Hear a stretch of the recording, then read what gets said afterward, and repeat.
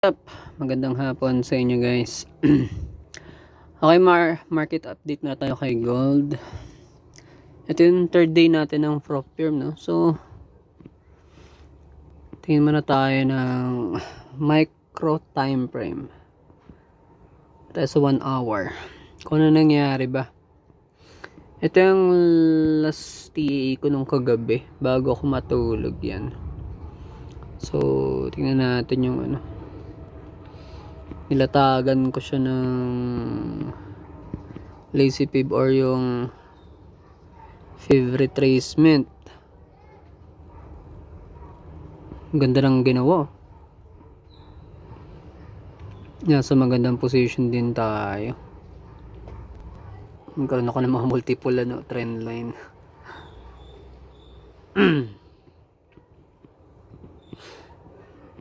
Okay. Tingnan rin natin kung bakit nag-bounce. Tingnan tayo sa kaliwa.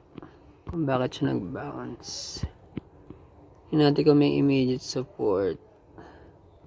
Ay, naglagay pala ako dito. Ito. Ito yung nasa pinakailalim niya, immediate support niya. Pero merong isang line, may nilagyan ako. Saktong-sakto yung pinaglagyan ko. Saan to? Daily time frame, which is dinukot niya lang. Double check ko nga. Ay, sa ano ata to? Oo, mukhang sa daily time frame to. Wait lang guys Mukhang sa daily time frame to. Kaya ng daily time frame. Yun na nga. Tama nga ako. Daily time frame nga yun. So, nasa around 618 tayo ng daily time frame.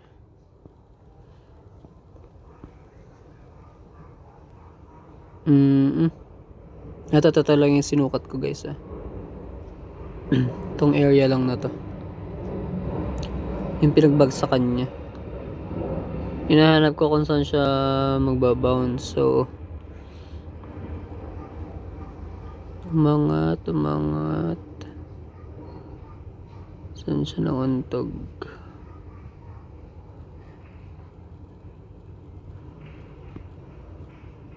Kasi ito yung niya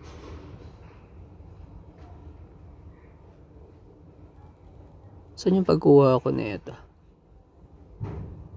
Okay. Yun lang pala yung kinuha ko nun. 4-7.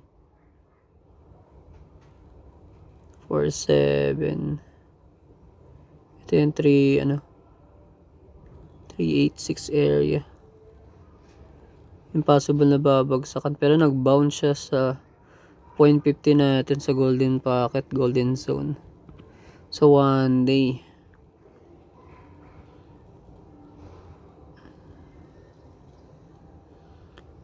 Okay, gets.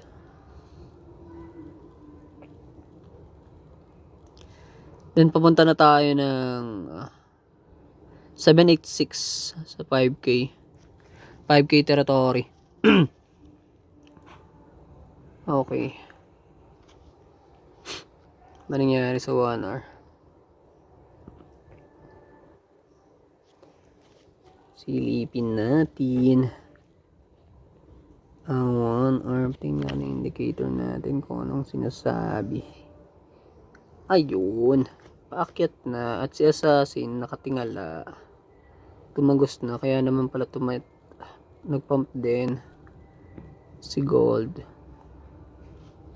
Pero na-expect ko naman na yan. Ba tayo 15 minutes. May maganda rin akong entry dito guys. Update ko lang din yung prop firm ko.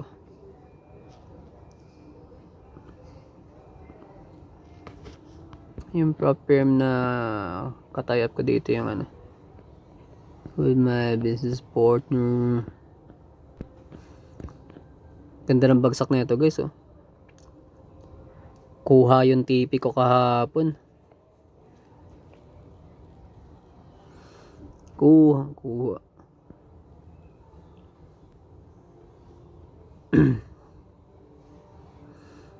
Naka-entry ako dyan. Ito yan, oh. Saan yan?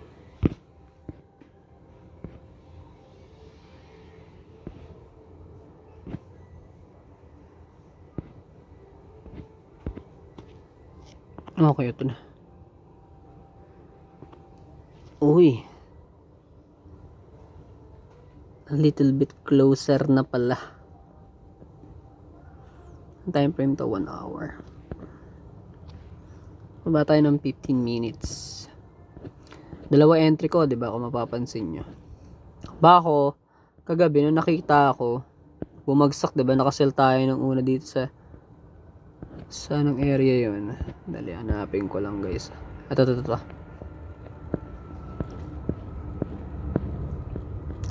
Yan, ito yung na-TP kahapon. Ayan, oh. Nakikita niyo yung arrow na nakataas. Arrow up. Ito. Yan. Ito yan, oh. Ito yung sell position ko kahapon. Kung makikita niyo yung line na yan. Line.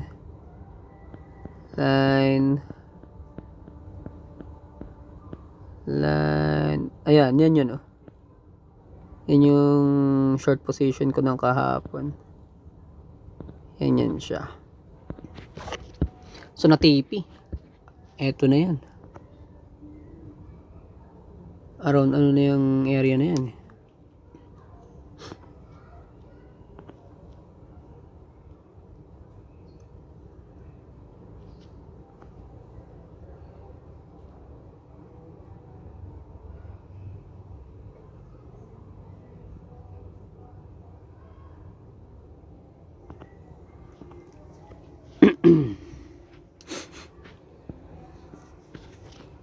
Bakit ganun? Hindi nagre-reflect dito sa history yun.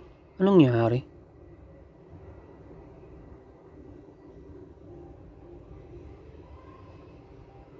Wala yung ano. Ganun ba pag sa proper? Hindi ko alam. Ewan. Basta malaga eh. Nagde-depo naman yun mamaya so yan.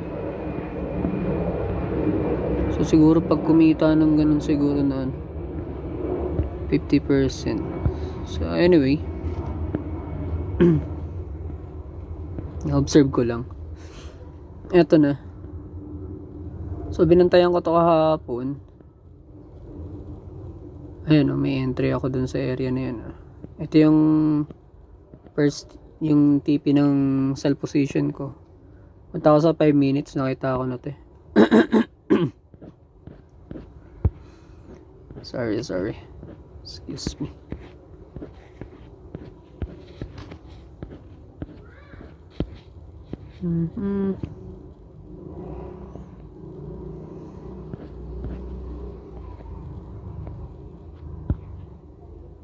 Okay.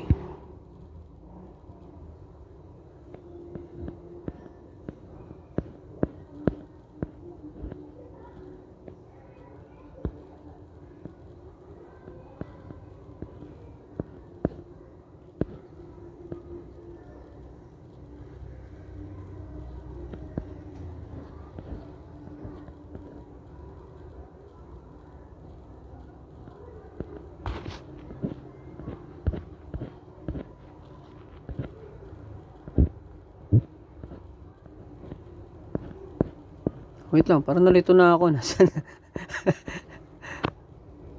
Wait. Ito. Sige, babain lang natin ng konti. Okay, ayan. Sorry. Adja.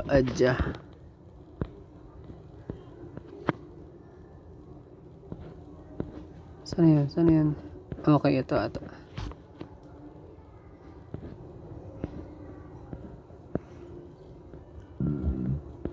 Excuse me. Ayun, nakuita ako na. So, yan yung TP. Ito yung entry. Yan, minarkahan ko tong high na ito. Itong pin bar na to. Ito yung high niya. Yan yung high niya eh. Sakto dun sa may ano. Nakailagay ngayon SL. Tapos naka-entry ako sa area na ito. Ayan, dito na ako naka-entry. Kung nakikita nyo tong yung arrow up na yan. Yan. Yan ay good. Ganda pasok ko dyan. Hinayaan ko lang yung kagabi. Since ang SL ko naman dyan ay nasa ilalim nito. Ayan. Makikita nyo. Negative 400. Pero hindi pa lang ano. Ko agad nakita yun. Pero mag-a-adjust na tayo ngayon ng ano, trailing stop. Iangat ko na to. Ito na yung pinakamalalim. Angat ko na siya. Ito lang naman yung reason kung bakit ko siya kinontes. Bakit ako nag-secure ko na tong area na to. Bakit ako nag-entry sa area na yan? Lagay ko lang dyan. Muna, mamaya ako nagalawin. So kung mapapansin nyo, yan, bumagsak, hindi naman inaabot ang bottom. So ito kasi yung magiging ano natin, SL. Yan. So kung mapapansin nyo sa nagdaang oras, hindi naman inaabot. So maganda yung position, yung SL position natin. At inangatan,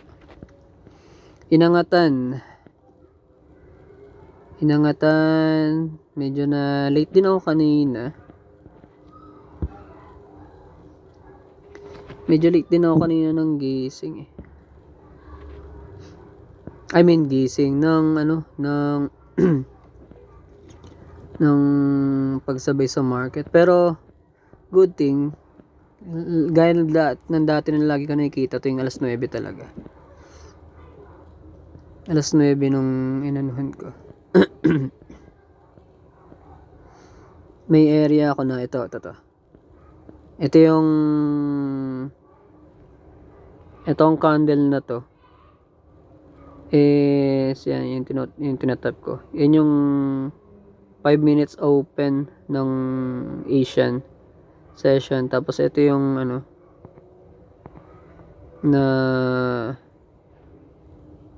inanuhan ko. Ay, hindi pala ito. Nasaan na yun? Yan sana pala yung scale up. Sorry. Ito pala yun. Nasaan na yun? Tangi.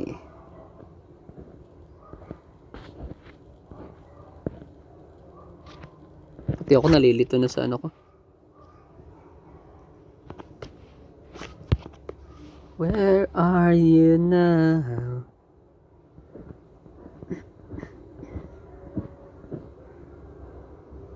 Ayun. Ito pala. Tangay.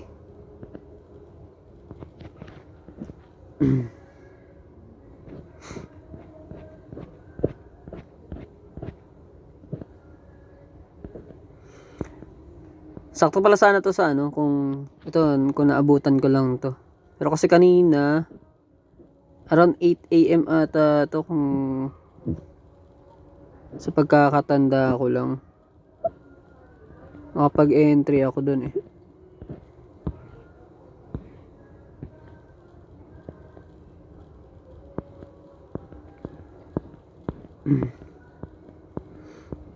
Saan ba ako nag-entry na?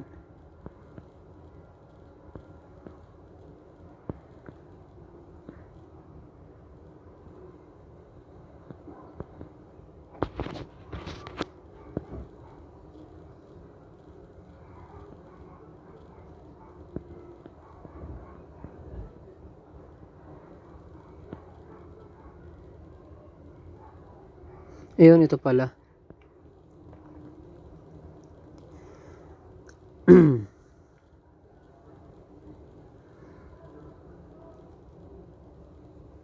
Yan.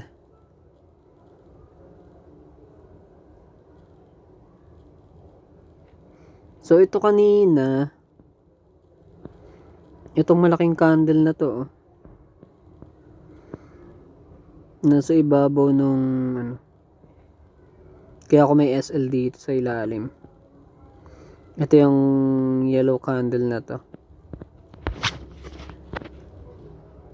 Nakapag-entry ako kanina. Yung kagabi, yung kanina tinuturo ko, yung nasa kaliwa. Yung entry ko pa. Itong candle na to, ang naging base ko.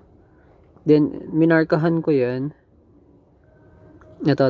May kita nyo tong horizontal trend line na ito. Basta itong entry area ko na tinatap. Yun yung ano niya. Tapos, itong tinuturo ko dito na may candle dito na ito. Itong candle na to, kung makikita nyo yung green arrow,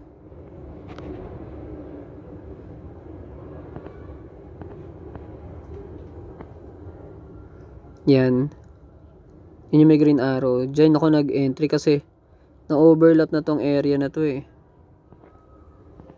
na-overlap na to. Ito yung ano nyan ito yung pinaka high nyan ng candle na malakas na pump na yan. Then inantay ko alam ko na i-take out niya na yan. So nangyari ngayon pag-pump. Bago pa siya mag-pump, alam ko na i-take out na, nag-exit na, nag-entry na ako rito sa part na to. Kaya ako nakuha yan. Hindi lang ako nakapag-scale up kanina. Kasi nga na may ginawa tayo. So yan, tas ang SL natin nandito sa ilalim. Yan. Diyan sa ilalim. And then ayun na. Kung kasi nakikita ko rin na magkakaroon din ng golden packet golden cross, golden packet tuloy. Kasi nga yun pangat na tong 20 mA ko lakas ng volume na itong inabangan ko kanina ng mga 8 AM I guess mga 8 AM yan, mga ganun.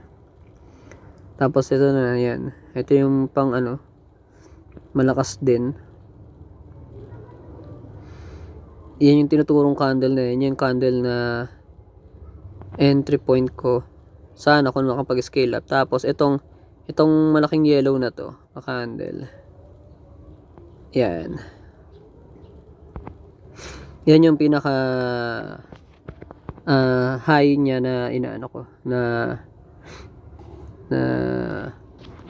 inaantay ko na take out just in case kung mag-scale up ako. Ganyan ako tumingin ngayon. Hanggang sa yan tuloy-tuloy na siya pataas ulit. Ngayon nagre-retrace ng konti. Bagya lang yan pero bubuelta pa yan. So may TPN na tayo, SL na tayo ngayon. Ayan. Pero magte-trailing stop na muna ako. Dito sa area na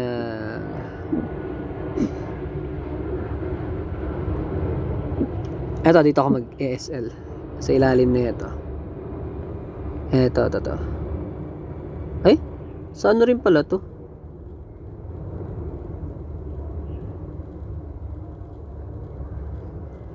Sakto rin pala. Dito rin pala to sa Ayan.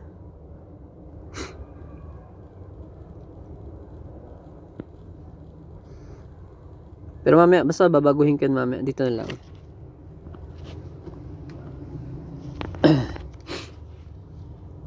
Tapos yung isa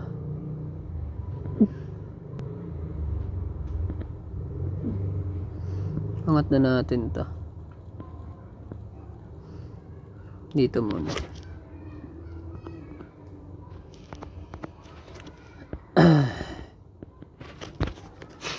So yan ang update natin sa Ang target ko na lang naman ngayon is itong 1183. Ito na lang yung inaantay ko, yung 1183. Ano nangyari? Yun. Yung 1183 na lang ang inaantay ko dito. Ito na lang. na ma-hit. So, titipi ako around 600 kahit hindi hit yung goal natin dun.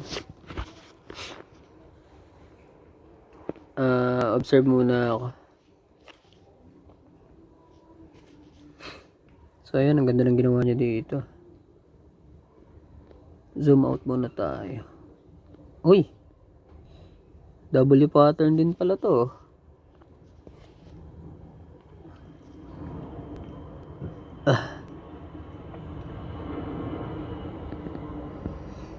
W pattern.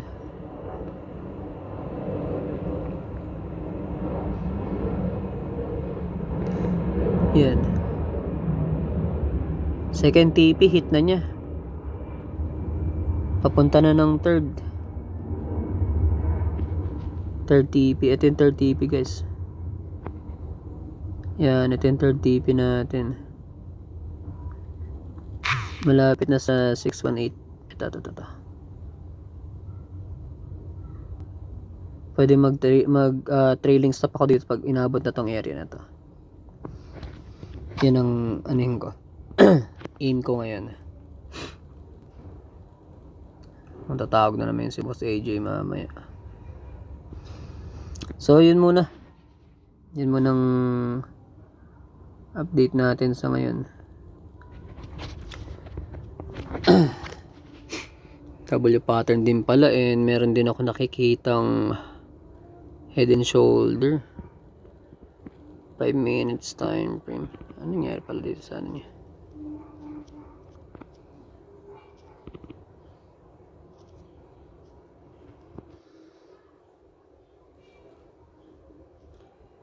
Okay, temporary decline.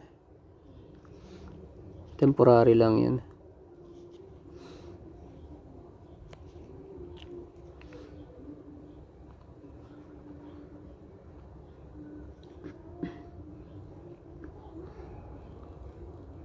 Yun, temporary lang to. Ito sa assassin, umaangat na ulit.